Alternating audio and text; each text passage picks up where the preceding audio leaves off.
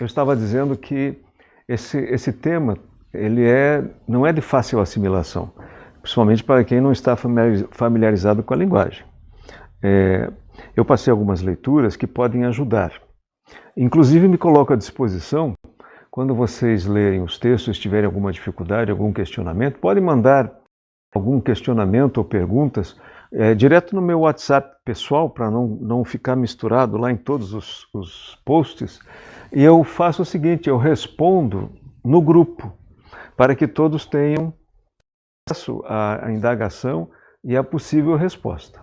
Mas a grande dificuldade que nós temos é que, como eu disse nos encontros passados, nós temos uma herança intelectual, né, um arcabouço conceitual e cultural, que nós chamamos de paradigma newtoniano cartesiano, emprestando o conceito de Fritjof Capra, né, que é o chamado mecanicismo. Essa visão mecanicista, ela nos condicionou a ver o mundo de uma certa forma. E isso está internalizado culturalmente em nós, tanto é que nós olhamos para as coisas, vemos o mundo, coisas separadas, não articuladas, não vinculadas a um fundamento único, nós vemos coisas absolutamente distintas. Assim que nós vemos o mundo, em partes separadas, em síntese, né? Quando nós adentramos o pensamento complexo, e ele começa a trazer um grande desafio de nós fazermos um outro olhar para a natureza, procurando ver que tudo está interligado, tudo está absolutamente interligado, não há nada isolado.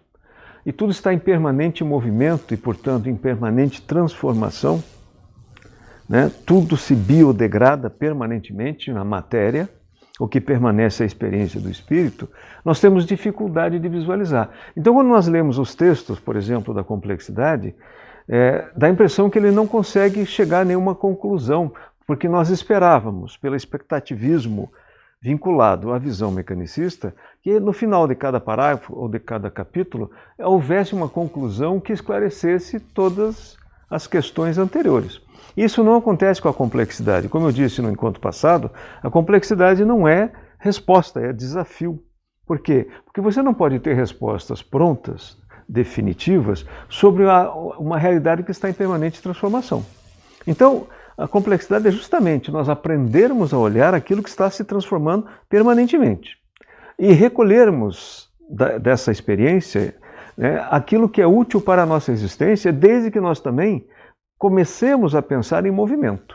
Aí nós fazemos um ajuste, nós fazemos aquilo que se chama qualidade de vida, qualidade existencial, que é justamente a direção no movimento. Nós entramos na direção do movimento. Quando nós estamos fora da direção do movimento, nós perdemos qualidade, em todos os sentidos, né? Por exemplo, as pessoas que não se atualizam, nós tivemos uma revolução tecnológica nesses últimos 50 anos e que revolucionou integralmente as nossas relações com instituições, com tudo, afinal, né? Bancos principalmente, tudo se transformou. As pessoas que não se atualizaram ficam reféns, por exemplo, do sistema tradicional. Tem que ir aos bancos, enfrentar filas, quando que você pode fazer tudo isso hoje remotamente. Então isso reduz a qualidade de vida da pessoa, reduz o seu tempo, né, que poderia ser disponibilizado ou utilizado para outras coisas mais produtivas, né? Então vejam, essa é a nossa grande dificuldade. Nós temos um olhar mecanicista e estamos lendo alguns conteúdos que nos trazem uma visão complexa. Parece que não há justaposição, não há uma certa justaposição. Então essa é a dificuldade. Então não se preocupem que isso serve para todos. Todos que adentraram ou se debruçaram sobre essa temática tiveram as mesmas dificuldades. Às vezes tem que ler, reler, ler mais uma vez e perceber que começa a fazer algum sentido e as coisas vão se clarificando no sentido complexo, não no sentido da simplificação. Bom, eu queria só retomar alguma coisa que nós falamos na aula passada, que é sobre o que é essa tal de complexidade. Eu trouxe 3 grandes acontecimentos na metade do século XX e que permitiram uma grande transformação da nossa visão de natureza. Uma delas foi o desenvolvimento da cibernética por Norbert Wiener, em 1948. O que é que a cibernética trabalha? Trabalha o funcionamento das máquinas, os inputs e os outputs. Né? Quando você pega qualquer mecanismo, qualquer máquina, até uma máquina doméstica, como uma lavadora de roupas, ela tem todo um funcionamento que você precisa fazer um input, você precisa informar o que é que você quer, quanto tempo você quer, que tipo de roupa você quer lavar, porque ela tem essas modernas têm essas programações, tem placas especializadas para isso, e aí você liga, ela recebe uma energia, né, da energia elétrica, e começa todo o processo. Essa informação vai circulando e vai desencadeando todo o processo que você programou, até o final, quando ela faz a centrifugação e você retira as roupas da máquina. Isso é basicamente a cibernética. E o que é que isso nos trouxe? Nos trouxe uma visão nova sobre a própria composição biológica da natureza. Nós também temos um processo de inputs e outputs. Nós recebemos energia da natureza, oxigênio, alimentos, porque nós, quando reencarnamos, no momento da fecundação do óvulo, que nós nos ligamos e começamos a fazer a multiplicação das células para formar, né, o feto, etc., até o nosso nascimento, né, como um ser completo, nós começamos a receber insumos da natureza através da mãe. A mãe ingere alimentos, respira, todos esses elementos passam por uma transformação e pela corrente sanguínea vão até o útero e a placenta e alimentam aquela criança que está em formação. Né? E isso significa o quê? Que nós estamos recebendo inputs para que façamos o output. Quando nós nascemos e começamos a fazer a leitura de mundo, nós começamos a receber por nós mesmos esses insumos. Recebemos esses insumos e transformamos em atitudes, ações, conhecimentos, compreensões, entendimentos, enfim, tudo aquilo que nós necessitamos para fazer a interação com o ambiente imediato, com o conjunto da família, o conjunto do bairro, da comunidade, do país, do mundo. Então nós nos localizamos no espaço, no tempo e no espaço, em face desses subsídios. Então, nós funcionamos mais ou menos como funcionam as máquinas. Só que nós somos uma espécie de máquina biológica diferente. Nós temos um funcionamento, os órgãos têm funções específicas, mas quando há algum problema em algum dos órgãos, o próprio organismo no seu conjunto se auto-organiza ou reorganiza, se autoconserta. Então, nós recebemos, por exemplo, um feedback na forma de um desconforto, uma dor, alguma coisa, e imediatamente o organismo vai procurar fazer a homeostase, buscar o equilíbrio novamente. Já uma máquina mecânica não consegue fazer isso. Se quebra uma peça nessa máquina, ela para de funcionar. E ela só vai voltar a funcionar com uma intervenção externa. É claro, nós, por exemplo, quando temos algumas doenças graves, nós precisamos de algumas intervenções externas. Mas, no geral, o nosso processo existencial, as nossas vidas, nós fazemos homeostase e feedback homeostase permanentemente. Né? Às vezes um repouso, ingerir líquido, bastante água, né? Descansar um pouco, relaxar, fazer caminhadas, pronto, o organismo já se reequilibra. Reequilibra tanto na questão fisiológica quanto na questão mental, psicológica. Então, isso começa a nos trazer alguns elementos para compreendermos como é que é o funcionamento do ser vivo. O ser vivo é um ser auto-organizado. Ele se auto-organiza, ele se autoconstrói. Desde o momento que nós nos ligamos no momento da concepção, nós já começamos a nos autoconstruir, recebendo os insumos e transformando naquilo que nós deveremos ser, tanto no sentido biológico quanto no sentido psicológico, a nossa personalidade, enfim, né, a nossa dimensão espiritual. Muito bem. Uma outra descoberta muito interessante foi a teoria da informação que veio com Claude Shannon, que era um cientista, um matemático, e foi contratado pela Bell Telefonia para descobriu os ruídos nas comunicações. Os telefones tinham problemas de ruídos na comunicação e ele foi fazer esse estudo. E a partir desse estudo, ele chegou a uma chamada teoria da informação.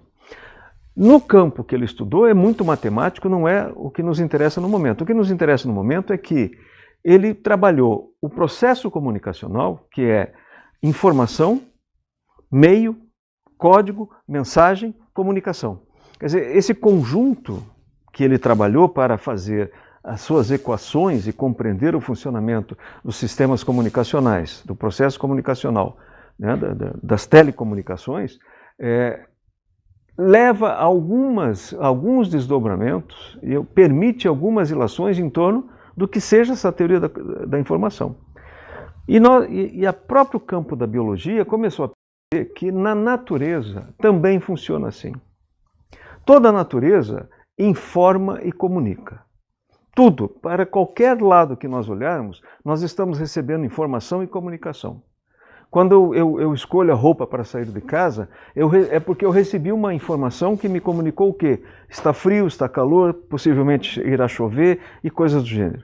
Se eu preciso tomar algumas decisões importantes, imediatamente eu vou recolher essas informações, ou que já são espontâneas, ou eu vou procurar nos meios onde se armazenam informações e conhecimentos que a própria humanidade produziu. Então nós estamos permanentemente recebendo informação e comunicação. Quer ver uma outra situação? Quando você entra num ambiente que está desorganizado, você já imediatamente começa a tirar deduções a respeito da pessoa que vive naquele ambiente. Você já começa a fazer algumas constatações do comportamento, do jeito daquela pessoa se relacionar com o seu ambiente, enfim. Só aquele ambiente desorganizado já traz uma série de informações que evidentemente precisam ser confirmadas, mas num primeiro momento você já começa a alcançar alguns dados que você processa, faz o computacional para chegar a algumas conclusões. Então nós estamos permanentemente recebendo informação e comunicação. E toda a natureza funciona assim. Tanto nós recebemos como emitimos informação e comunicação. Eu sou professor e eu sempre digo principalmente os estudantes de pedagogia, que o professor ele não é só um emissor de mensagem, ele é em si uma mensagem. Então o comportamento, as atitudes de um professor tem que ser muito bem pensadas e muito responsáveis, porque você não está só transmitindo informação que será processada tecnicamente através do conhecimento acadêmico. Você também transmite um jeito de ser, uma visão de mundo, um comportamento, e que também pode, principalmente nos estudantes jovens, crianças, que estão em processo de formação, isso pode influenciá-los. Então nós temos que ter muito cuidado. Às vezes eu falava, e até alguns ficavam assim, eu diria assim, contrariados, que eu dizia, um professor pode fumar. Um professor não pode fumar, porque ele é uma mensagem em si. Como educador, ele é uma mensagem em si. Então, eu estou dando esses exemplos para vocês entenderem o que eu quero dizer com tudo informa e comunica. Então vejam, como é que a natureza se organiza? Nós entramos num ecossistema, ela está absolutamente organizada através das espécies que habitam aquele sistema. Desde os micro-organismos até os animais maiores, como os felinos, os mamíferos, etc. Todos num processo de equilíbrio harmônico, onde há uma competição por espaço e por alimentos, mas que se sustenta numa cooperação. Então, é uma competição que se sustenta na cooperação. Como é que isso acontece? Por exemplo, todas as espécies, de alguma forma, fazem demarcação de território. É uma necessidade para que ela possa fazer a sua autodemarcação, tanto do indivíduo quanto da espécie. E essa demarcação é a mais variada possível. Nós conhecemos, por exemplo, a demarcação que os cães fazem, né, que os lobos já faziam, né, no estado natural das florestas. Os cães domésticos continuam, porque são descendentes desses lobos selvagens, eles continuam com esse hábito, digamos assim, de fazer demarcação de território. Muito bem, como é que ele faz essa demarcação?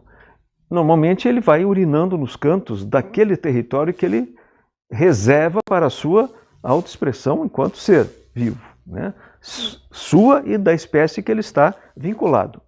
Muito bem, essa essa demarcação é uma mensagem, ela tem um código. Esse código é um feromônio, porque a urina é um feromônio, e como é um feromônio, ela tem uma singularidade.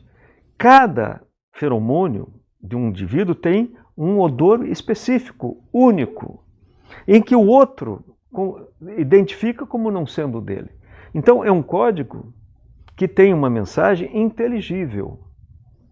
Então o conjunto todo recebe essa informação e tira deduções.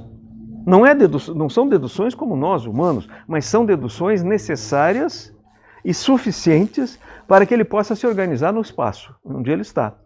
Se ele percebe que tem a presença de um outro indivíduo ou da mesma espécie ou de outras espécies, ele vai ou avançar, porque pode ser fazer parte da sua dieta, né, uma presa, ou ele vai se afastar, que pode ser uma ameaça. Então ele recebe a informação e toma uma decisão. Então, todo o processo comunicacional é informação que é transmitida através de um código que é colocado num meio e esse código traz uma mensagem inteligente e inteligível. Veja, a informação, esse território é meu. Como é que ele faz? Ele usa um código através do feromônio, né? O meio, a urina deixa aquele odor característico e singular no ambiente. E o que é que ele está dizendo para o outro? Não entre, aqui me pertence. E ele faz isso, evidentemente, porque ele precisa de espaço estruturado finito para fazer sua autoexpressão. Nós vivemos num planeta que tem limitações, a Terra tem uma limitação. Quantas pessoas cabem na Terra, quantos seres vivos cabem na Terra? São bilhões, mas tem uma limitação. É como esta sala que nós estamos aqui, cabem aqui 80 pessoas, mais ou menos. Se ultrapassar esse limite, não dá para que as pessoas se acomodem. É preciso se desdobrar, como acontece, por exemplo, nas escolas. Tem a turma A, B, C e D, porque as salas têm espaços limitados. A Terra também é um espaço limitado. Portanto, ela precisa se organizar. E como é que ela se organiza? Por um processo de auto-organização de cada indivíduo, de cada espécie e do conjunto todo. Aí nós entramos numa lei universal, trans, auto, eco, administração dos sistemas vivos e trans, auto, eco, organização dos organismos vivos. Então, cada espécie vai se constituir na sua forma, na sua estética, tanto anatômica quanto fisiológica, de acordo com as suas necessidades como espécie, mas de acordo com o conjunto. Ele não pode simplesmente, ao seu bel prazer, se autoconstituir biologicamente, fisiologicamente, anatomicamente, sem levar em consideração, entre aspas, todo o conjunto. Né? É como uma pessoa que entra nessa sala e ocupa todas as carteiras. Não pode. Ela tem que ocupar uma carteira porque há outras pessoas que vão ocupar carteiras. Então é mais ou menos isso, em termos simples. Né? Então a transautoeco-organização dos organismos vivos, ela inteligentemente se coloca no conjunto, no caleidoscópio do sistema vivo, de uma forma que ela possa existir sem ameaçar. Ela faz uma existência, uma proteção da sua espécie, do indivíduo e da espécie, mas sem ameaçar o conjunto. Eu não estou entrando aqui no mérito das cadeias alimentares. Nós já falamos sobre isso. Falaremos sobre isso. Mas como é que esse conjunto se auto-administra? Existe um regimento desse condomínio. É uma espécie de condomínio no sistema vivo que tem um regimento. E esse regimento é a lei de trans-auto-eco-administração dos sistemas vivos. Esta lei, ela está gravada, necessariamente gravada, no interior, no íntimo, numa dimensão substantiva de cada espécie, de cada ser que habita aquele ecossistema ou o próprio planeta. Ela está gravada. Quem mora em condomínio sabe que o regimento está fixado, por exemplo, nas paredes dos elevadores. E é para as pessoas terem conhecimento de o que pode e o que não pode se fazer dentro das áreas comuns e das próprias áreas privadas, que possam afetar os espaços alheios. Eu não posso colocar um som no último volume, porque eu vou invadir o espaço dos vizinhos. Eu não posso jogar lixo nos corredores, porque é o espaço comum de trânsito das pessoas. Então isso está nos regulamentos, né? Nós precisamos ler o regulamento, mas a lei de Transalto-Eco-Administração, ela é um regulamento universal que está gravado na essência e na substância de cada indivíduo. Nós já fomos criados com essa composição. Isso já está gravado em nós. É algo que é intransformável na nossa constituição enquanto seres inteligentes, como princípio inteligente. Né? Nós somos espíritos encarnados, mas nós somos o princípio inteligente individualizado. Todos os seres estão vinculados ao que se chama princípio inteligente do universo. Esse princípio inteligente vai se individualizando na medida em que nós vamos fazendo progresso através da ação, da adaptação, né? A evolução é a adaptação, vamos evoluindo, adaptando, evoluindo, nos adaptando e vamos nos individualizando. Então nós somos hoje, nesse estágio que estamos, o princípio inteligente individualizado. Mas todos os seres que compõem o universo, em todos os estágios, seja da matéria inanimada ou da matéria animada, dos inorgânicos e dos orgânicos, estão vinculados ao princípio inteligente. Esse princípio inteligente é um princípio universal de organização de todos os sistemas vivos. Por isso que há uma unidade no sentido de organização, uma unidade substantiva que se manifesta através da diversidade de todos os seres que precisam, nessa diversidade que compõe o caleidoscópio, fazer a sustentação da vida. Então nós temos vegetais, animais, seres humanos, em todos esses chamados três reinos, um número incalculável de subespécies, espécies e subespécies, de diversidades anatômicas, enfim, de como se relacionar com a natureza, uma diversidade quase que infinita, mas que todos concorrem, em última instância, para a manutenção da vida.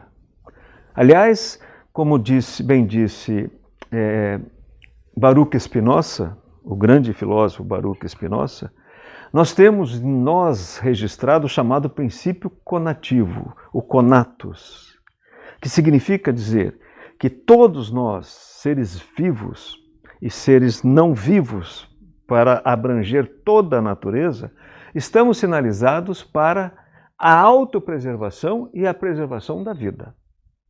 É assim que todas as espécies se organizam. Elas, em face desta lei universal, elas farão tudo o que for necessário para fazer a preservação, a autopreservação do indivíduo, a preservação da espécie, e no conjunto todos fazem a autopreservação da vida. É assim que nós chegamos a essa conclusão a partir da teoria da informação e do desenvolvimento da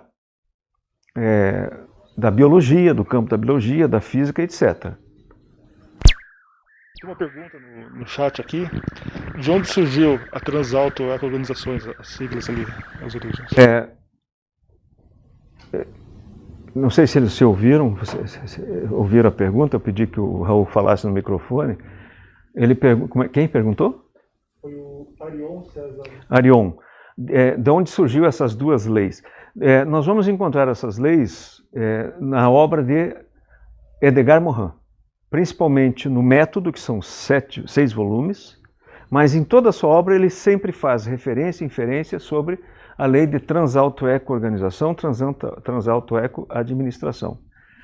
Se nós fizermos a leitura também do Manifesto da Transplanaridade, juntarmos esses dois conjuntos, nós vamos chegar à obra do irmão Antônio Green.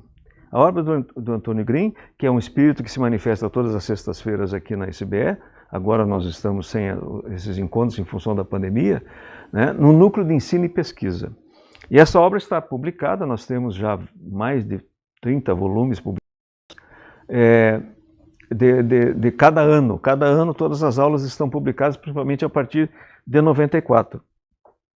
E lá nós vamos encontrar também a referência que o irmão Green faz sobre as duas leis universais. A transauto-eco-administração dos sistemas vivos, transauto-eco-organização dos organismos vivos.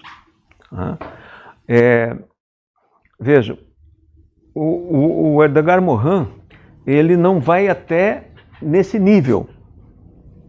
Aqui, esse nível que eu estou trazendo a vocês já é Antônio Green. Antônio Green que faz, digamos assim, um avanço em torno do que a humanidade alcançou através desses pontuais, como, por exemplo, Basarab Nicolescu, Edgar Morin, os fundadores da física quântica, o próprio Einstein com a teoria da relatividade, porque todo esse conjunto é que permitiu nós chegarmos nesse ponto, nesse desdobramento.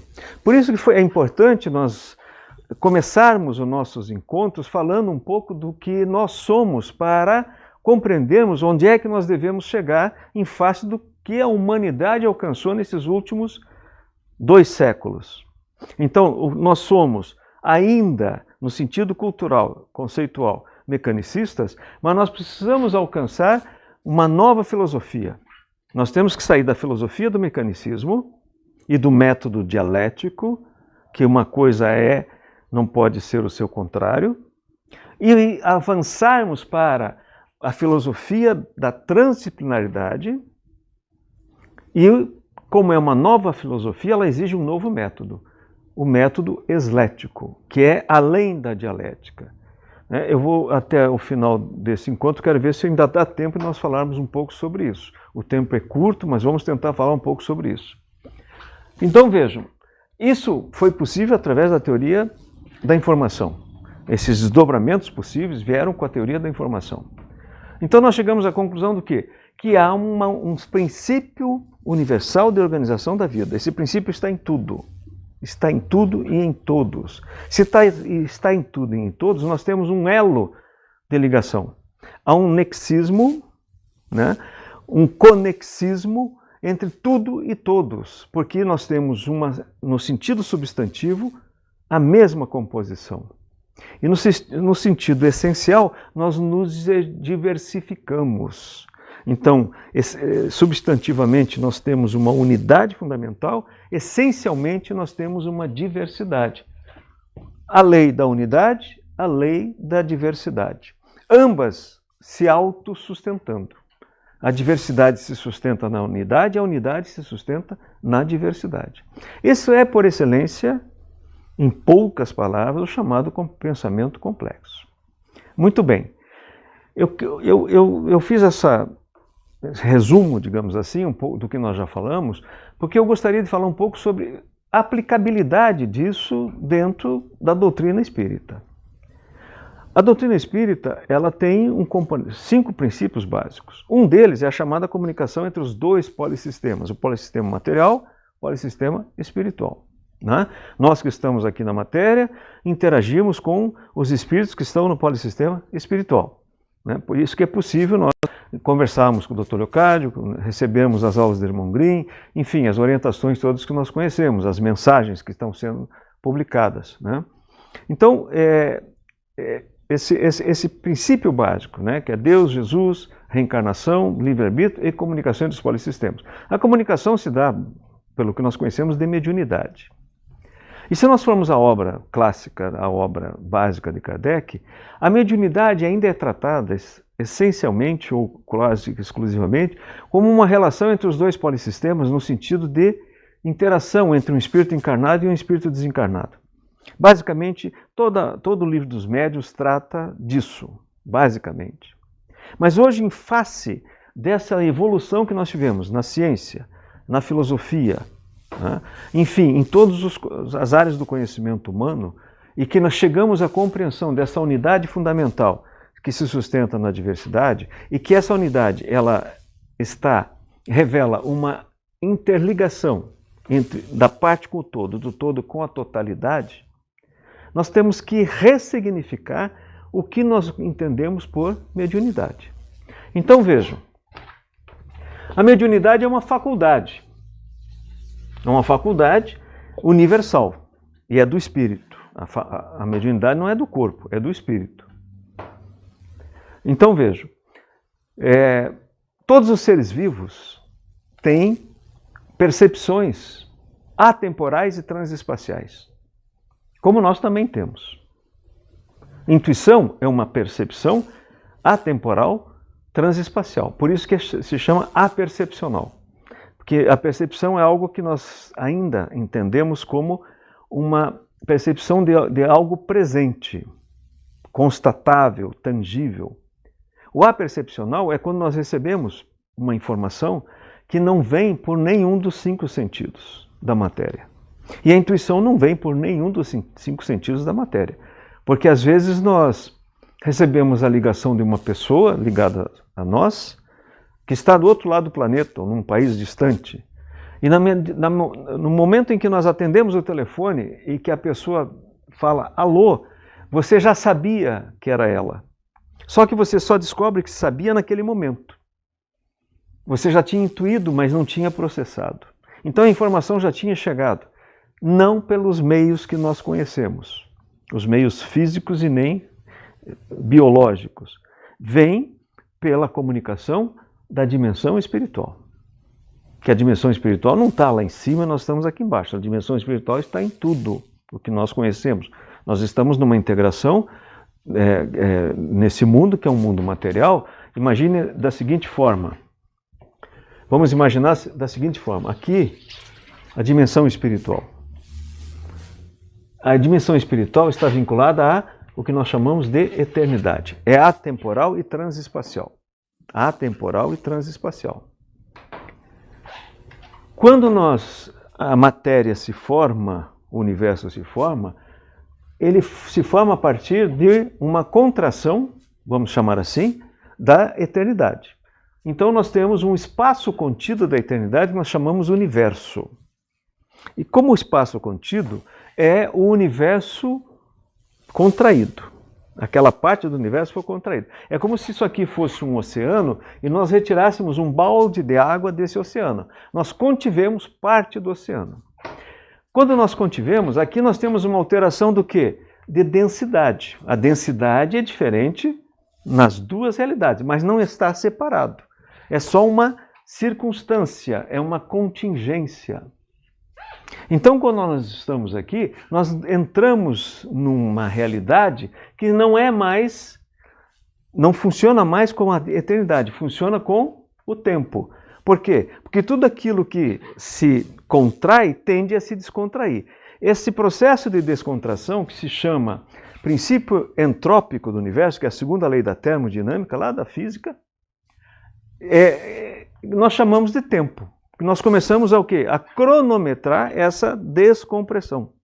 Eu nasci, eu vou chegar numa certa idade, vou para a escola, depois eu vou para as séries seguintes, entro na universidade, constituo família, me torno um profissional, vou dar minha contribuição para a sociedade, enfim, vou construir meu patrimônio, enfim, eu vou construir a minha casa para poder existir na Terra, tudo aquilo que eu preciso, eu faço através de uma programação temporal, num determinado espaço estruturado, finito, e eu preciso compartilhar com todos os outros. A realidade espiritual não está sujeita a tempo e espaço, ela é atemporal e transespacial. O que significa isso? Ela não está sujeita a tempo. O que é o transespacial? A comunicação não precisa fazer o deslocamento do sinal como nós conhecemos na realidade do tempo. Se eu faço por exemplo, eu estou conversando com vocês agora, vocês só estão ouvindo o que eu estou dizendo 24 segundos depois, que é o delay que nós calculamos aqui entre o momento que eu faço a emissão e o momento que vocês fazem a recepção. Por quê? Porque essa informação, essa imagem está percorrendo um caminho espaço-temporal que leva um certo tempo para chegar até vocês. Quando nós assistimos os telejornais, nós vemos que quando entra um repórter lá de Nova York, por exemplo, ele não responde imediatamente, leva alguns segundos para ele dar o boa noite, que é o chamado delay. No atemporal transespacial não é isso.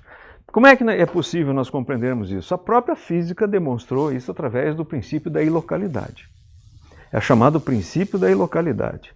Duas partículas, uma vez que interagiram, elas podem se distanciar a distâncias astronômicas que se uma se altera, a outra se altera simultaneamente. Então, se você calcula o spin, que é uma espécie de giro da partícula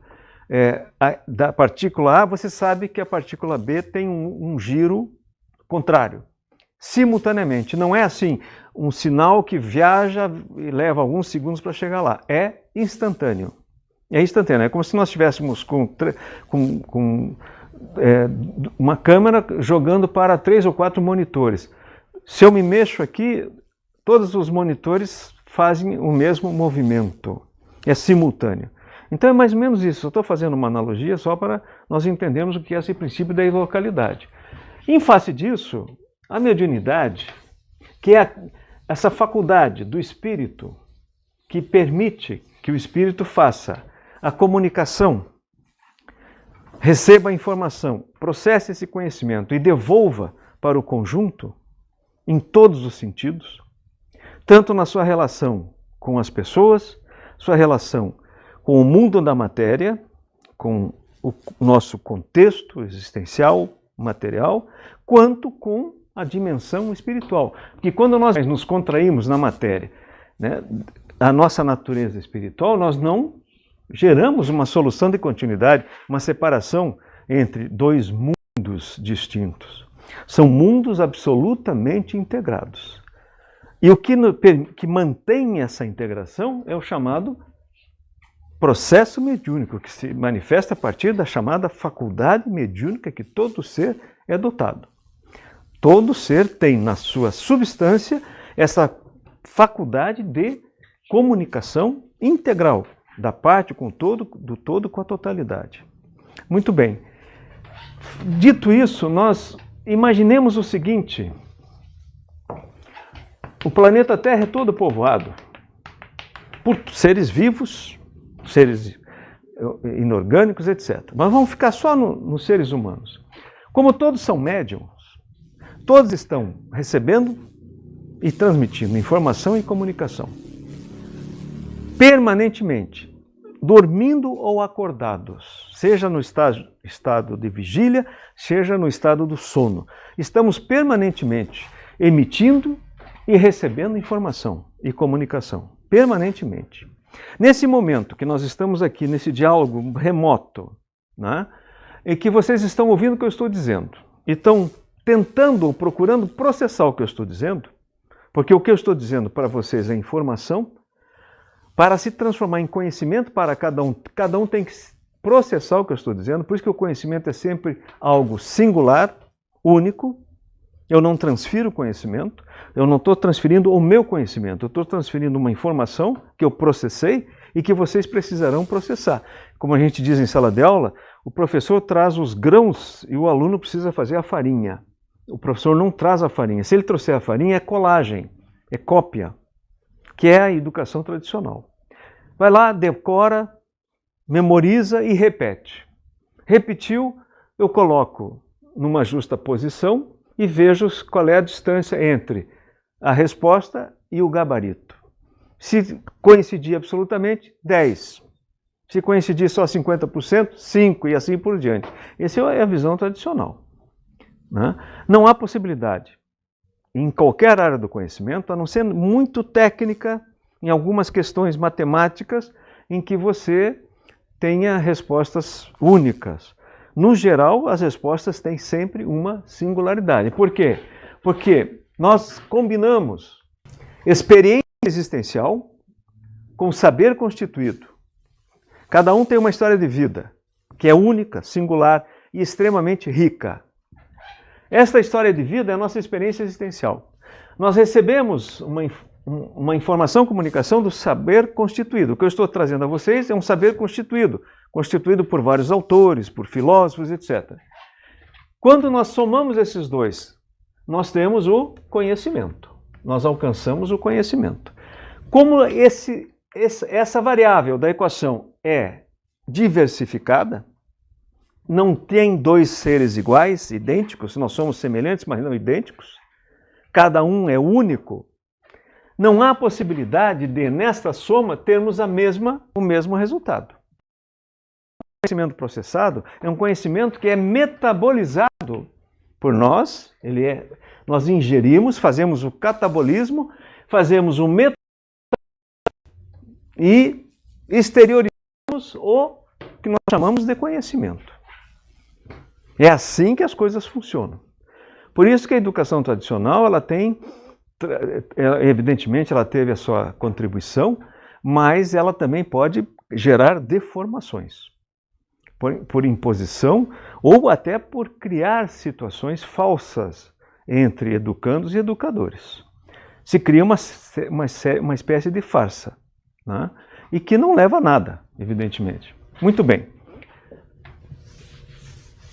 Como nós somos únicos, nós vamos nos comunicar com os outros e nós vamos nos comunicar, primeiramente, com aqueles indivíduos que estão ligados a nós por relação de afinidade.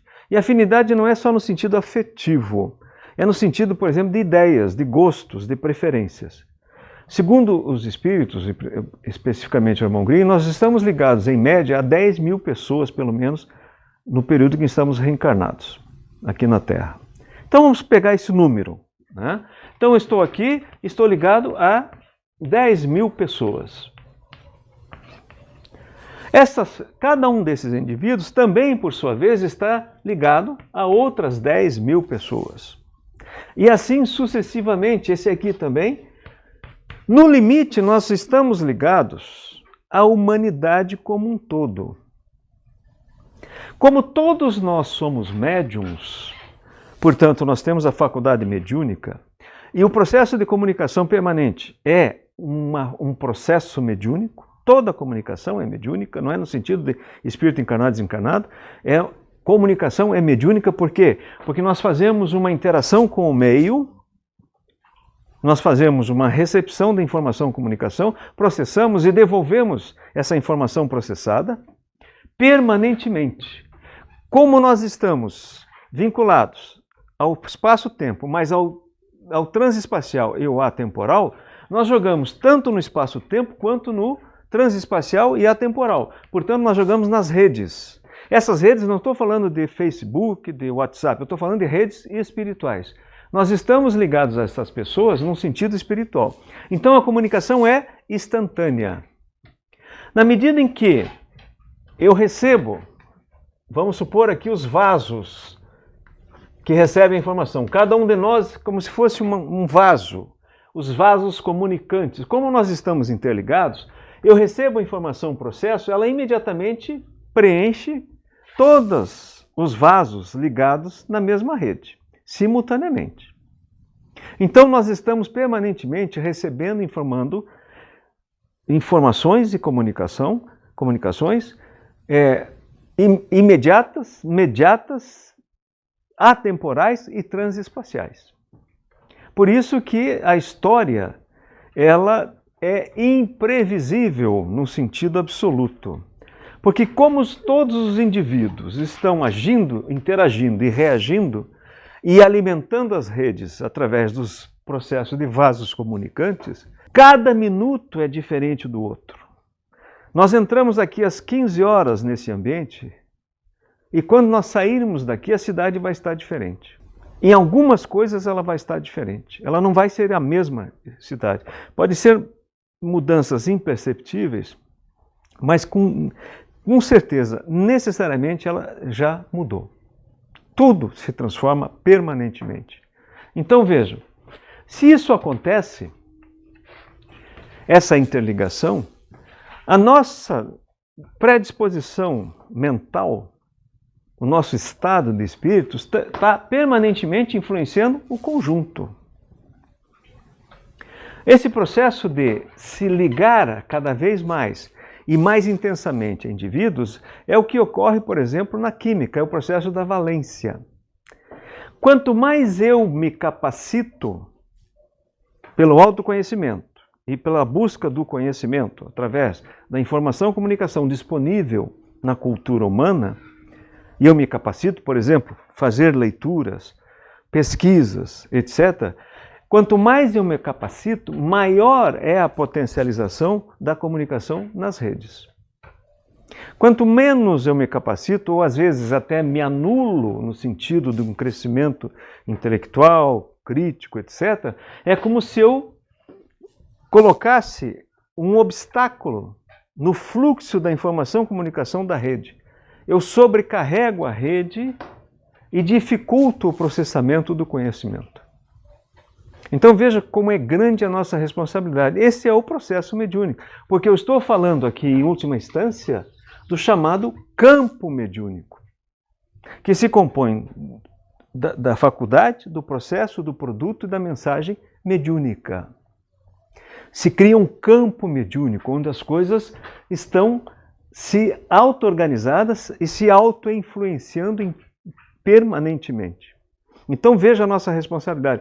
É por isso que eu disse anteriormente, nós precisamos reconceituar, reconfigurar e ressignificar o que nós entendemos por mediunidade.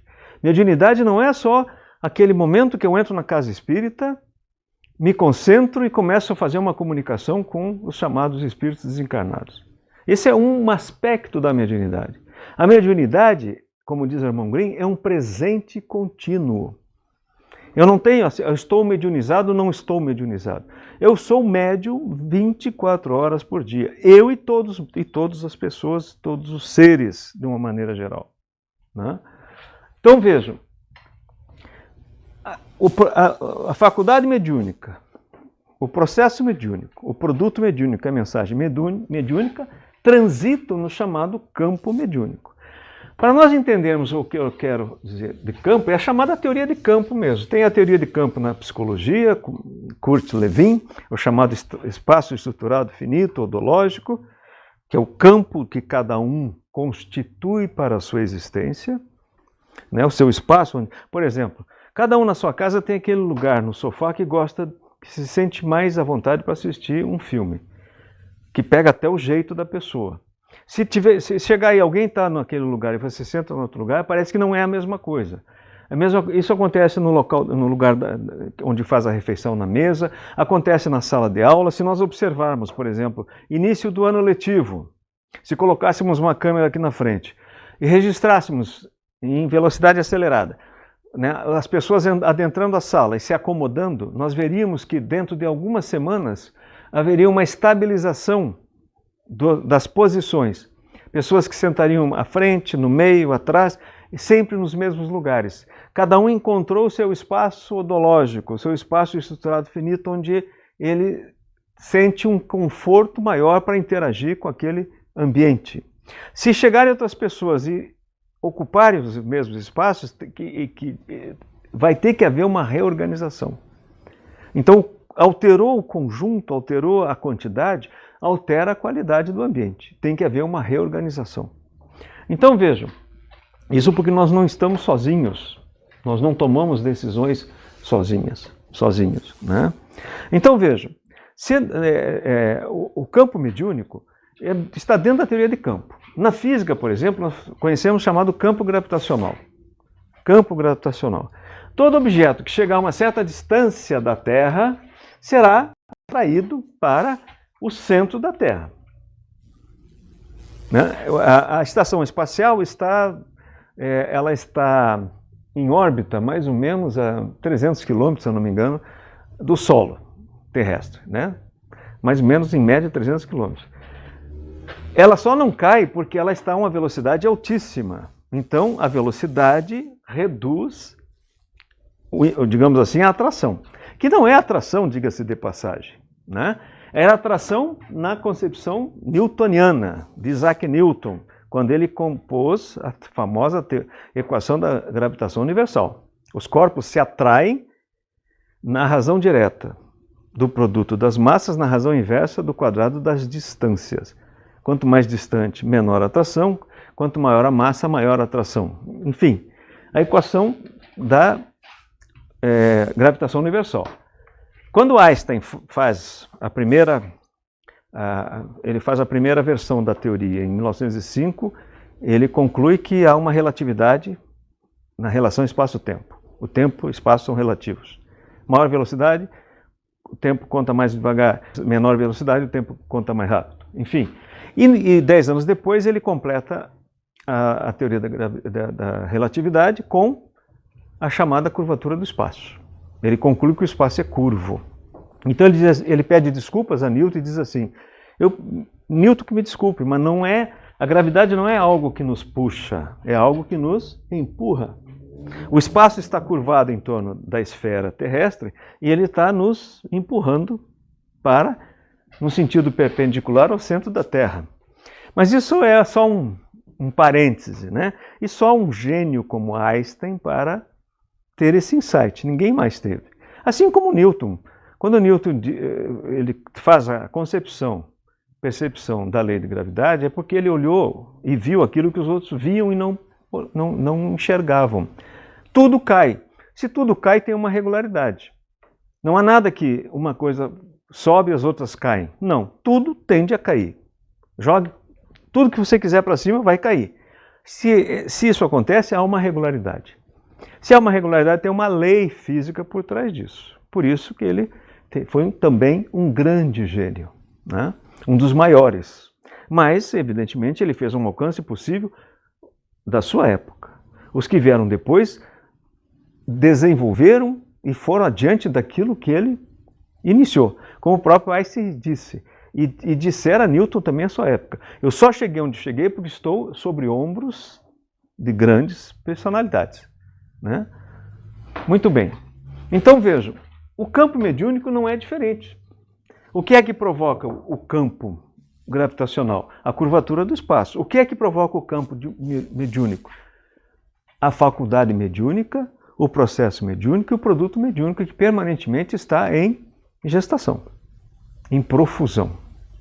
Então eu queria trazer esses elementos para que a gente pudesse pelo menos relacionar o que é essa tal teoria da complexidade e transdisciplinaridade com as questões fáticas e principalmente com os conceitos e com os princípios básicos da doutrina espírita. Afinal de contas, nós estamos num curso de atualização da doutrina espírita.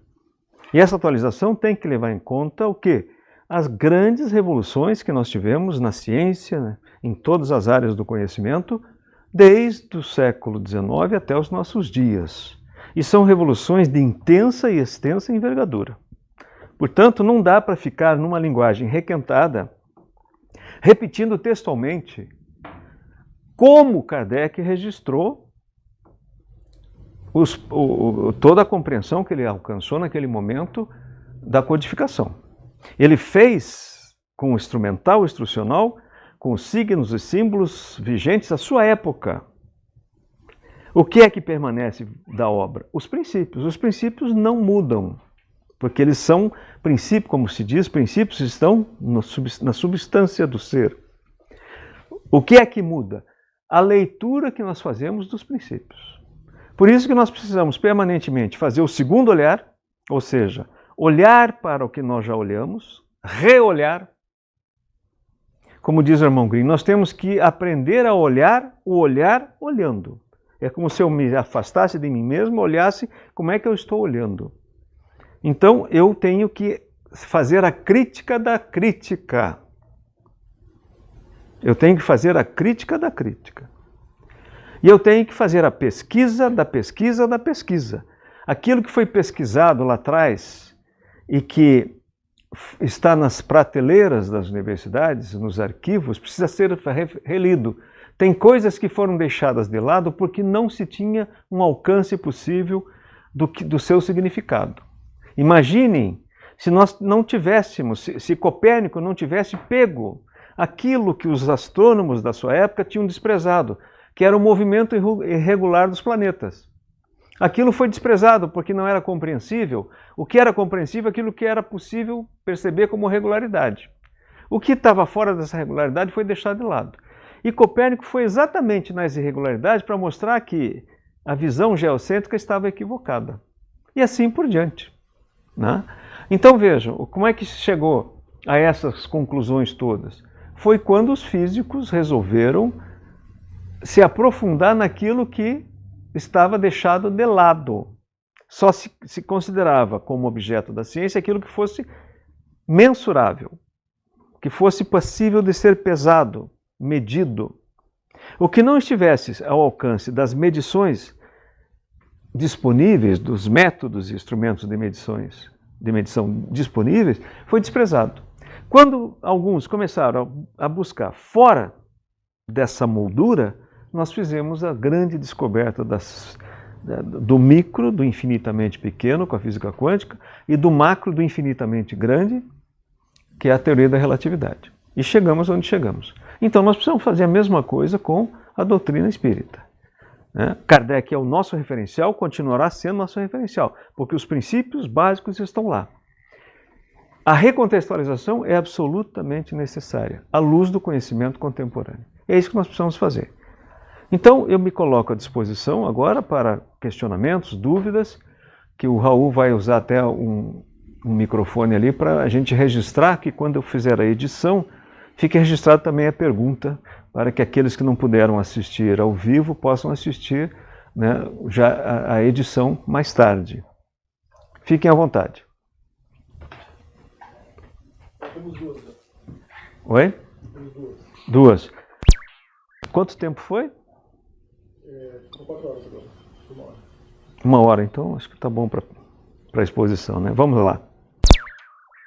A Giovanna Lucchesi, quando está falando da Transalto Eco-Organização, ela pergunta: usando o exemplo do sapo da aula anterior, quando urbanizamos, asfaltamos, mudamos o meio ambiente, os sapos desaparecem e os mosquitos se proliferam, podemos dizer que atrapalhamos a Transalto Eco-Organização dos seres vivos? Eu diria assim, não é que nós atrapalhamos. Nós deixamos de observar a lei de Transalto Eco-Administração, Transalto Eco-Organização. Que exatamente esse teu exemplo é muito ilustrativo e familiar, né? Porque nós sabemos disso, né? Estamos convivendo com isso. Quando aconteceram aquele rompimento das barragens lá em Minas Gerais, e que devastou o chamado Vale do Rio Doce, imagine que deve ter praticamente exterminado a população de sapos naquela região. Houve uma proliferação de insetos e houve um crescimento vertiginoso de doenças como a dengue, tifo, etc. Né? Febre amarela e dengue. Então, veja, isso é um desequilíbrio. Né? Nós não atrapalhamos, digamos assim, foi esse termo que ela usou, né? A lei de Transalto Eco, porque ela é absolutamente inteligente, porque ela é composta por quê? Por todos os seres vivos que são princípio inteligente em ação. Então ela se revela através da inteligibilidade. Então a lei, ela não se atrapalha não, ela corrige. E às vezes a correção vem por meios dolorosos. Nós estamos vivendo uma pandemia, né, que ainda está, eu diria assim, a ciência médica, né, toda a área de saúde está meio perdida ainda sobre essa doença. Estão já conseguindo algumas informações importantes, conseguiram desenvolver vacinas, foi um grande avanço em tempo recorde, o que é um aprendizado fundamental para a humanidade. Uma humanidade que chegará a 10 bilhões de habitantes em 2050, ela precisa ter meios mais ágeis de atender esse inesperado, as incertezas, a não linearidade da vida. Então isso está sendo um grande aprendizado, né? Mas ainda estamos tateando, como se estivesse num quarto escuro e ainda não identificamos todo o ambiente. Essa pandemia revela a nós se revela a nós como resultado de um grande desequilíbrio que temos causado na natureza, principalmente em relação aos animais. Quando nós começamos a invadir regiões selvagens e começamos a eliminar animais silvestres para consumo, nós trazemos micro-organismos que estavam em perfeita harmonia naquele ambiente, entre hóspede e hospedeiro, e quando trazidos para um ambiente exógeno, estranho, ele se altera e se torna nocivo.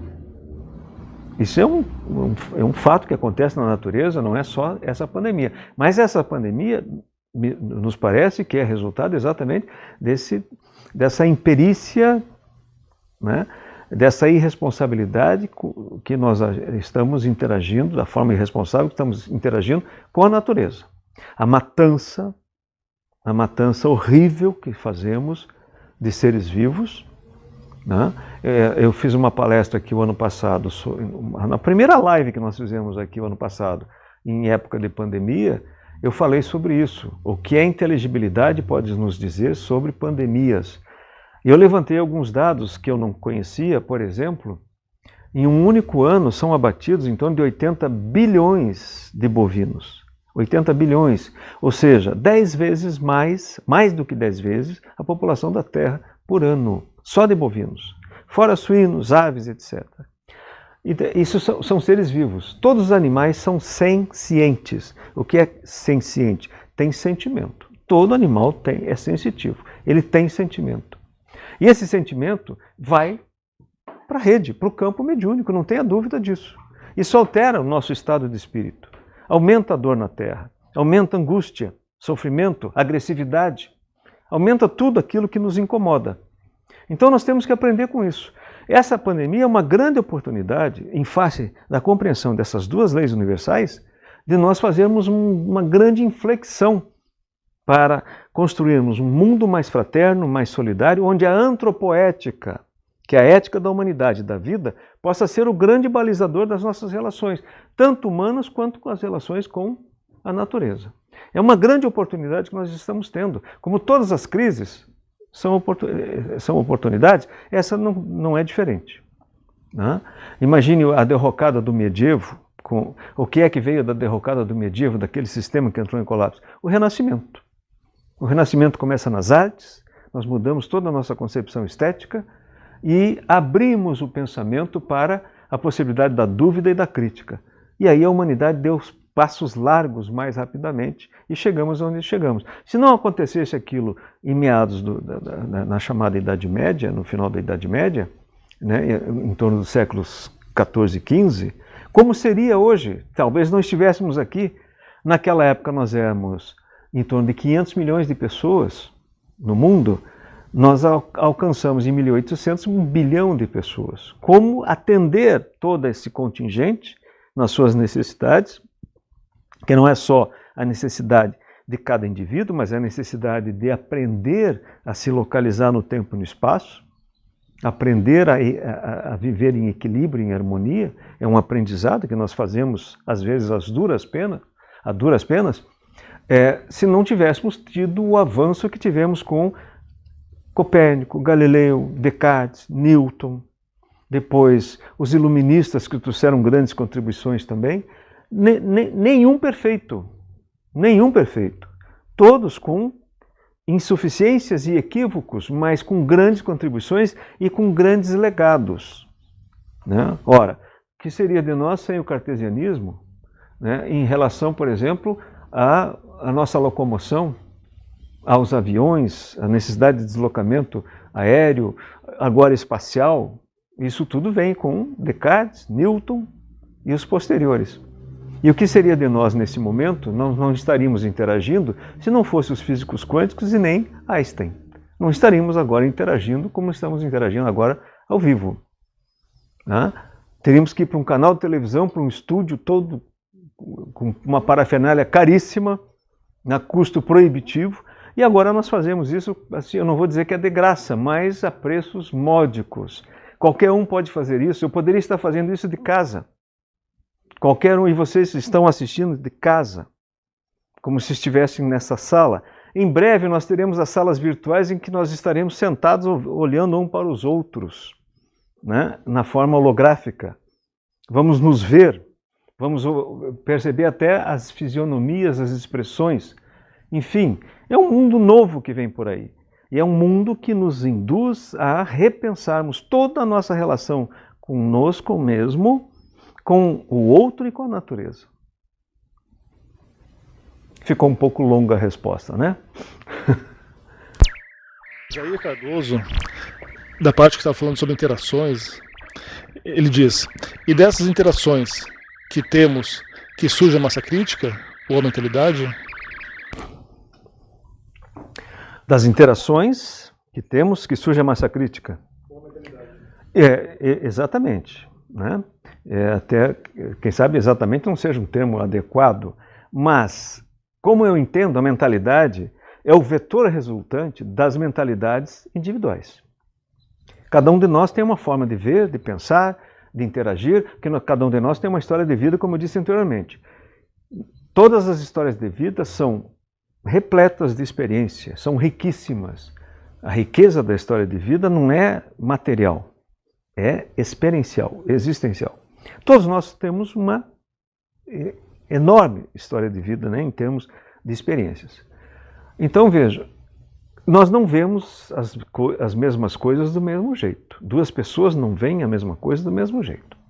Essa diversidade, ela, na interação entre todos esses indivíduos diferentes, para que haja a possibilidade de uma convivência, é preciso que haja alguns denominadores comuns. E a mentalidade, ela compõe esse campo daquilo que é comum e que atende às necessidades do grupo.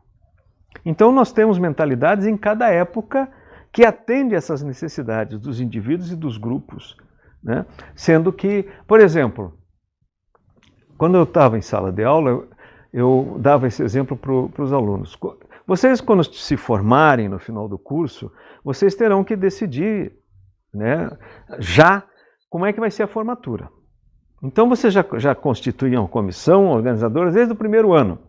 E essa comissão vai pensar em o que vamos fazer. Bom, vamos fazer um baile com jantar. Bom, isso custa dinheiro, tem que alugar o local, tem que contratar buffet, essas coisas todas. Como é que nós vamos fazer? Então tem que começar a arrecadar, etc. Mas para chegar nesse denominador comum, o baile com o jantar, houve muitas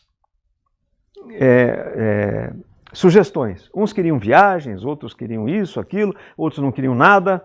Enfim, para se chegar no denominador comum, tivemos que chegar a alguns consensos, que são evidentemente temporários. Era só para aquele objetivo, não há consenso permanente. Era só para aquele objetivo, fazer a formatura. Fazer da formatura uma data marcante, para que todos se relembrem, registrem, etc. Então, para chegar naquele ponto, nós juntamos as nossas diferenças e alcançamos aquilo que seria comum, que não me atenderia integralmente, e não atenderia todos integralmente, mas atenderia todos parcialmente. Isso é, de certa forma, o que nós chamamos de mentalidade. E a massa crítica, ela caminha mais ou menos nesse sentido. A massa crítica, eu diria assim, é a parte visível da mentalidade. Né? Nós vimos em 2013 uma manifestação inédita no país. Né? Eu sou sociólogo e nunca tinha visto isso, pelo menos desde que nasci, né? Nesse período que estou aqui na Terra, não me lembro de ter visto alguma coisa assim, espontânea, sem liderança específica, sem bandeiras específicas, mas que as pessoas foram aos milhares para as ruas, no país inteiro, em cidades que nunca tiveram qualquer tipo de manifestação dessa natureza, aconteceu. Né? No interior mais remoto aconteceu as pessoas irem para as praças públicas se manifestar. O que é que existia de denominador comum? Não se sabe ainda exatamente, mas alguns indicadores sugerem algumas conclusões. Uma delas nós podemos sintetizar da seguinte forma: as coisas que estão aí não nos servem mais. O sistema político, o sistema econômico, o sistema cultural não nos serve mais. Só que cada um vê essas três dimensões de formas relativamente diferentes, ou sensivelmente diferentes. Mas a insatisfação era o denominador comum. E aí nós vimos as pessoas com cartazes feitos em casa, com papelões, essas coisas, com cartazes feitos artesanalmente, cada um dizendo alguma coisa, mas tinha esse denominador comum. Foi algo inédito, inusitado e que ficou marcado na nossa história. Até hoje eu não vi nenhum trabalho sociológico que se aprofundasse. Eu vejo assim muita discussão ideológica sobre isso, mas não no sentido científico. Eu não vi ainda nada assim satisfatório. Né? Me parece que é isso. A mesma coisa que aconteceu nas chamadas barricadas de Paris em 68. Né? Só que lá tinha liderança. Tinha um mote que unificava. Tinha um problema da reforma universitária, tinha uma insatisfação na classe trabalhadora, juntaram os dois e fizeram as chamadas barricadas de Paris. Né? Em 68 aqui tivemos a Marcha dos 100 mil, que em oposição ao regime militar que existia na época. 100 mil pessoas foram para a Candelária, no Rio de Janeiro. 100 mil pessoas naquela época equivaleria, quem sabe, a 1 milhão, 2 milhões de pessoas hoje. Então era uma multidão enorme, que estava ali com um denominador comum e chamada por lideranças bem identificáveis. 2013 não teve liderança, não teve. E quem tentou liderar foi rechaçado. Quem entrou com bandeira lá de partido, de sindicato, foi rechaçado. Ou seja, o que as pessoas estão dizendo? Vocês não nos representam mais. Isso é massa crítica. Essa massa crítica se alterou. E essa massa crítica permitiu, por exemplo, que essa Operação Lava Jato fosse adiante. Se não fosse esse momento de ebulição, de inflexão na massa crítica, talvez não se chegasse aos resultados que se chegaram com a chamada Operação Lava Jato, que é só um exemplo. Então, não quero entrar no mérito aqui, é só um exemplo, né? E agora nós estamos novamente numa certa crise política, institucional, né? Radicalizações de lá e de cá, e que a massa crítica vai ter que sofrer alterações para poder corrigir novamente. O Luiz Valente, ele pergunta, dentro da ideia de estamos conectados em média com 10 mil pessoas cada um, estudando e emanando ideias, estamos mentalmente do outro lado do mundo e vice-versa? Isso entra no conceito de pontuais? É importante essa pergunta do Valente. Veja, isso foi bom porque eu me lembrei agora de uma coisa importante. Quando eu falei dos 10 mil, eles não são todos brasileiros e nem todos falam português. Alguns sim, em Angola, Portugal, Brasil, mas muitos estão na China, estão nas línguas eslavas, enfim, né, línguas completamente diferentes. E como é que processa uma informação? Eu estou falando em português aqui, estou usando os signos, símbolos do português. Mas o que é que eu coloco na rede? O que é que eu coloco na rede? Eu coloco informação. Mas a informação, ela vai em português? Vai agora, na casa de cada uma das pessoas que estão participando desse encontro, no sentido físico. Mas em termos de rede, que está ligado a mim e a todos vocês, que estão processando e jogando nas redes, nós estamos jogando a informação que não tem forma. Ela informa, mas ela não tem forma. A informação informa e informa, dá forma, mas ela não é forma. O que é que viaja aqui? A chamada ideografia dinâmica. Nós nos comunicamos por imagens. Essa é uma linguagem universal. Quando eu falo casa, eu pensei na imagem casa. Vocês ouvem casa, vocês não ouvem S-A-S-A entrando pelos olhos, pelos ouvidos e processando letrinhas na cabeça. Entra o quê? A imagem casa. É uma ideografia dinâmica. E a ideografia dinâmica não tem língua. Imagem não tem língua. Casa é um signo universal. Todas as culturas estão vinculadas a um tipo de abrigo que nós chamamos de lar. Então é um signo universal. Como é que essa pessoa que está aqui, que fala uma língua diferente, tem uma cultura diferente e um nível instrucional diferente, consegue processar o que eu estou dizendo? Ela vai processar no seu nível, no seu possível. O outro que tem um nível instrucional mais avançado vai processar num outro possível, mas todos irão processar. A somatória desses processamentos todos, em graus diferenciados, vai ter um resultado sempre positivo, a mais, que altera a massa crítica, a mentalidade, né? Então veja, o que é que possibilita isso? O processo transdisciplinar. O que é o sufixo trans? Se você for ao livro Basarab e Nicolescu, o Manifesto da Transdisciplinaridade, está dito lá, o trans é aquilo que está entre, através e além de todas as disciplinas. Mas eu diria assim, o trans é aquilo que está entre, através e além de tudo, não só das disciplinas. Porque o transdisciplinar não se refere só às disciplinas, se refere à totalidade. O trans é aquilo que está entre, através e além de todos nós. O que é que está entre, através e além de todos nós? Num primeiro momento, a humanidade. A humanidade é o terceiro incluído. Nós somos diferentes, como eu disse no encontro passado, mas temos uma unidade fundamental. Somos todos humanos. Temos essa entidade universal chamada humanidade. Mas mais adiante, nós somos espíritos, princípio inteligente. Se nós somos princípio inteligente, que temos uma origem única, que é o Criador, nós temos uma linguagem única, que nós podemos chamar de linguagem do Espírito. Essa linguagem do Espírito só se comunica por informação. Por informação. Como é que o Espírito conversa com o médium? O Espírito, por exemplo, conversa com o médium vidente. O professor Mauri, às vezes eu pergunto a ele, como é que ele conversa com os Espíritos? Não é por palavras, ele não articula palavras. Ele está conversando conosco e está ao mesmo tempo conversando com o Dr. Leocádio.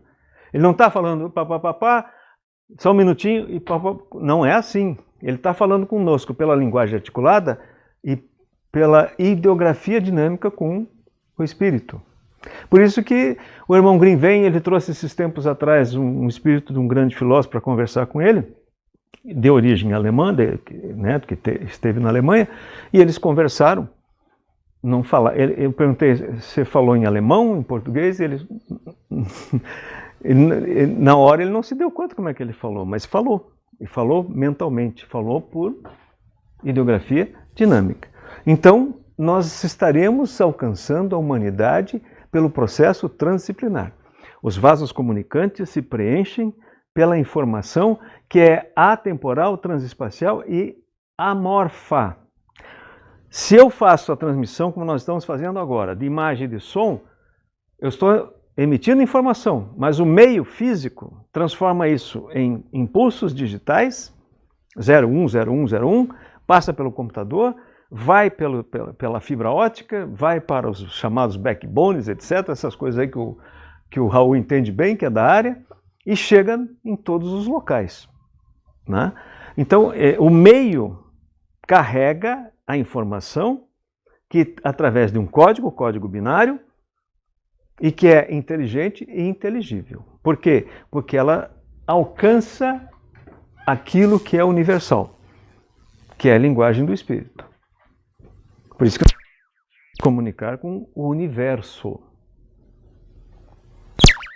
O Biramir, ele pergunta, como trazer a complexidade para o senso comum, se suas bases são disciplinas muito especializadas, como a cibernética e a teoria de sistemas?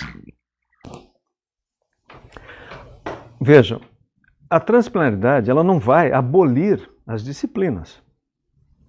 A transplanaridade não é uma superdisciplina e que será incorporada, digamos assim, ao senso comum. O que vai ser incorporado ao senso comum é uma nova visão das disciplinas e não uma superdisciplina. É mudarmos a nossa visão das disciplinas. Nós temos que romper as paredes que tornaram as disciplinas estanques. A física continuará lidando com as leis da natureza, a química com os elementos da natureza, a sociologia com as relações sociais, a psicologia com as questões emocionais, por exemplo, das pessoas, as reações emocionais. Enfim, cada área continuará com o seu objeto. O que muda é que todos os objetos se convergem para uma unidade fundamental. O que é que todo conhecimento tem como escopo final? Todas as áreas do conhecimento têm como escopo final. Todas, indistintamente. É o ser humano. Somos nós. Quando um astrônomo aponta um telescópio para os confins do universo, o que é que ele está buscando? Quem sou eu? Eu estou sozinho? Como é que eu cheguei aqui?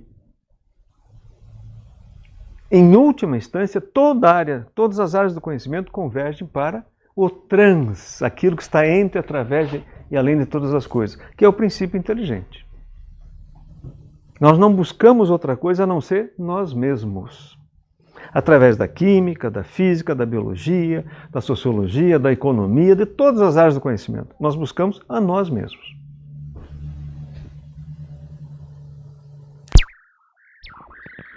A Ana Célia, ela pergunta, os sintomas do Covid se manifestam de forma diferente em cada ou várias pessoas.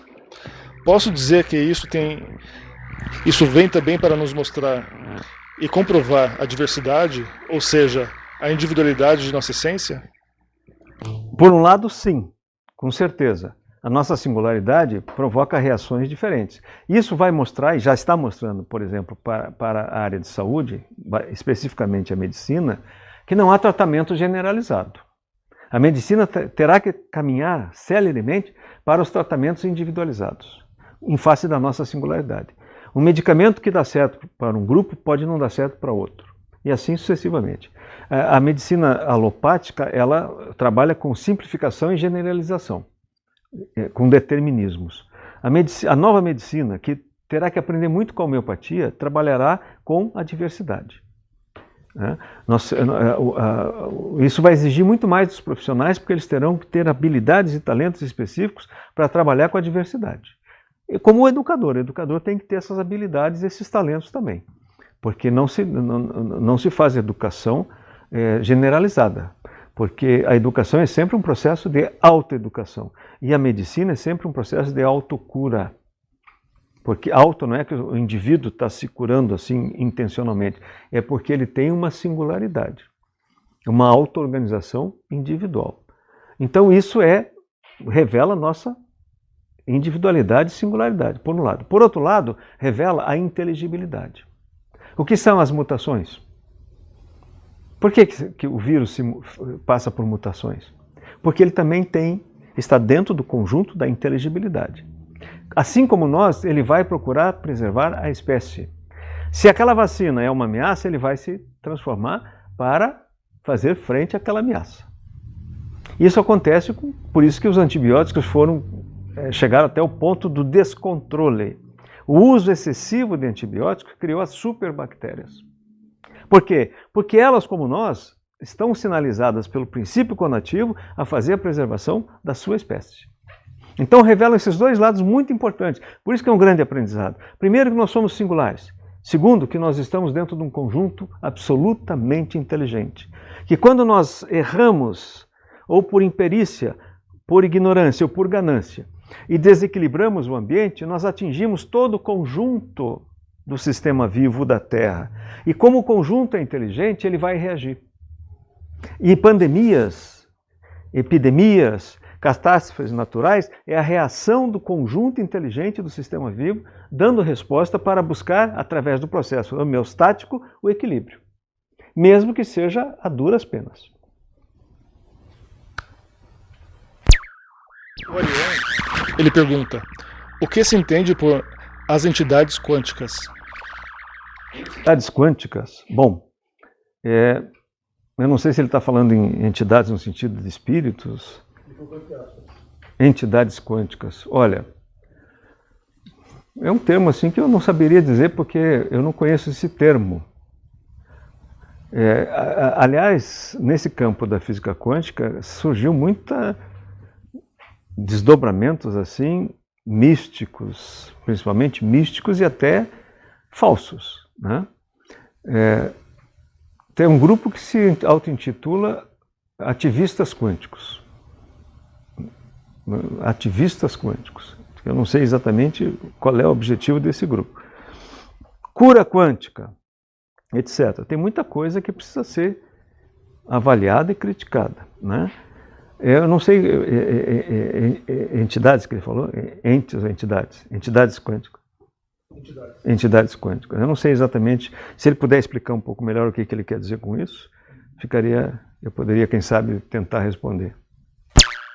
Enquanto isso, o Luiz Valente, ele pergunta, como grandes invenções que foram sendo criadas ao redor do mundo em épocas similares, e todos nós podemos auxiliar, estudando, tendo ideias?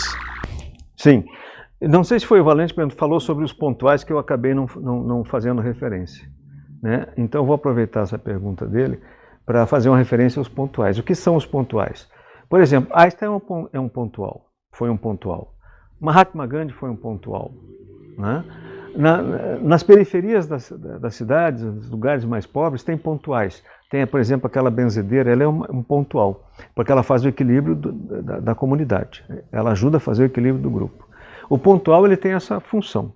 Ele vem para fazer o equilíbrio, para fazer a renovação. Então vejam, o processo reencarnatório, que precisa ser reconceituado e reconfigurado, não é só uma questão individual.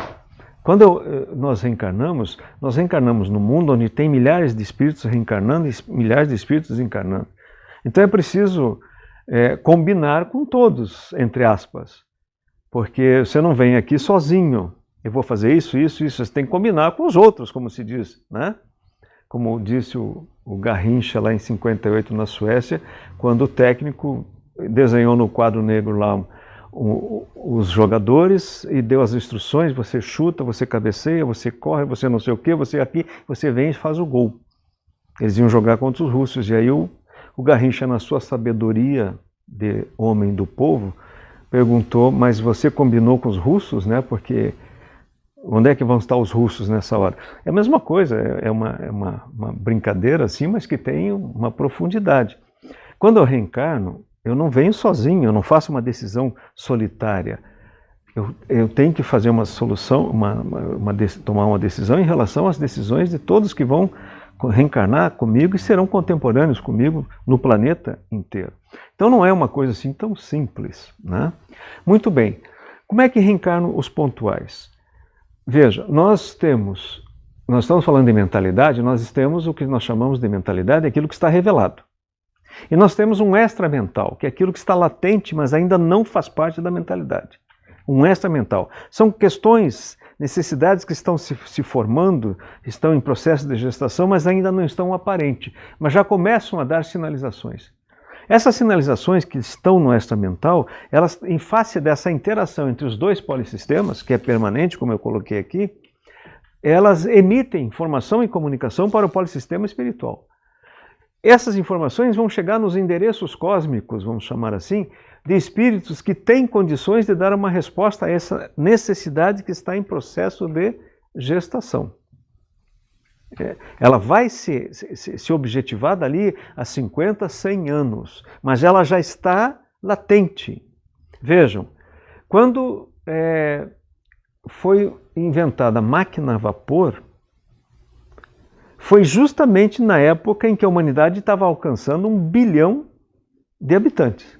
Sem a máquina a vapor, para acelerar o processo de produção das necessidades básicas humanas, das indústrias, o sistema industrial, nós não estaríamos aqui. Ela começa mais de 100 anos antes. Começa lá na Escócia com Thomas Newcomen, que era um administrador de minas de carvão, que precisava de uma máquina para sugar, bombear a água do fundo das minas, que ficavam sendo inundadas na medida que iam escavando, e ele inventou uma máquina que puxava a água para fora e acelerou o processo de produção do carvão. 50 ou 60 anos depois é que começa, ou 100 anos depois, é que James Watt pega aquela ideia e transforma aquilo, por exemplo, num tear mecânico, numa máquina que vai fazer a tecelagem mecânica. Então vejam, quando esses dois pontuais reencarnam, eles reencarnam sinalizados por uma necessidade latente que iria se tornar imprescindível a sua solução. A mesma coisa Júlio Verne, que escreve a sua obra, principalmente Viagem do Homem à Lua, no final do século XIX, e que era preciso criar a possibilidade da concepção para nós fazermos a percepção. Sem aquela concepção que ele coloca na literatura e as pessoas começam a ler e começam a perceber que aquilo é algo possível, que até então não se pensava sobre isso, é que nós estamos hoje colocando robôs em Marte e possibilitará nós colonizarmos outros sistemas para que a humanidade possa continuar. Afinal de contas, quando chegarmos em 10 bilhões de habitantes, será que esse é o limite da Terra? Não sei. Nós teremos que povoar outros sistemas. E assim por diante. Então, os pontuais, eles não vêm para dar soluções inéditas que eles trazem no bolso do colete, não. Eles vêm com a capacidade, o talento e as habilidades adequadas para fazer a síntese daquilo que está no extramental, que é produzido por cada um dos elementos que compõem a rede humana. Por isso que a história é feita por todos, não é pelos historiadores nem pelos grandes personagens como nós aprendemos na história tradicional. né, os líderes da Revolução Francesa, os líderes disso ou daquilo, que ele descobriu a América, o Brasil, eles são pontuais que vêm na crista da onda do extramental e objetivam, transformam aquilo numa realidade. Então, só voltando à pergunta do Valente, agora veja se eu esqueci de falar mais alguma coisa sobre essa segunda pergunta do Valente. Respondi? Senão ele pergunta novamente, viu, Valente? Desculpe se eu me perdi na resposta. Ele completou sobre a questão das entidades quânticas, falando que está no texto lido, na página 7, o Manifesto da Transdisciplinaridade. Eu precisaria ver em que contexto está lá no livro, que agora eu não estou lembrado, entidades quânticas, né? Se eu não me engano, se refere às chamadas partículas subatômicas. Porque as partículas subatômicas são manifestações de uma realidade, de uma entidade quântica não material, né? Eu precisaria rever o que está lá no contexto e depois responder melhor. Agora eu não lembro mais em que contexto que o Basarab coloca essa questão das entidades quânticas. Qual é a página que ele disse? 7. Eu vou ler. Quem que está pensando na pergunta? O Arion. Arion. Eu vou responder no pessoal, Arion, e vou responder no grupo. Hoje mesmo eu chego em casa, já dou uma olhada lá no livro, ver em que contexto está e coloco, porque agora realmente eu não estou conseguindo ligar as coisas aí com o texto. Encerrou? Então eu agradeço a atenção de todos, espero que pelo menos tenha trazido alguma luz, mesmo que seja uma luz fraca ainda, mas que possa contribuir para que vocês, a partir desses 3 momentos que nós estivemos juntos, possam ir adiante, que possam se entusiasmar em buscar o conhecimento e principalmente esse novo conhecimento ou novo pensamento, como nós colocamos no título, que vai permitir que nós alteremos a massa crítica. E veja, nós temos aqui, não dá para ver, mas a coleção de livros das aulas do Irmão Grimm. Se nós pegarmos os livros do Irmão Grimm e lermos um capítulo de cada volume, nós vamos perceber que tem um eixo que permanece e que nós ligamos todos eles nesse eixo, todos os capítulos. Mas ele vai numa espiral ascendente, aumentando e diversificando toda a reflexão, meditação em torno desse eixo. Como é que ele conseguiu isso? Na medida em que a massa crítica dos espíritas, dos grupos espíritas que frequentam esse BE, também se alterou. Então, lá nos anos 80, ele começa a indicar algumas leituras importantes para nós. Primeiro, que eu me lembro, o livro do Alvin Toffler, O Choque do Futuro. Depois, O Ponto de Mutação, do Capra. Depois, O Mundo de Sofia, do Gert... agora eu me esqueci o nome dele, que é um nome dinamarquês, difícil de lembrar. E assim ele foi sugerindo várias leituras.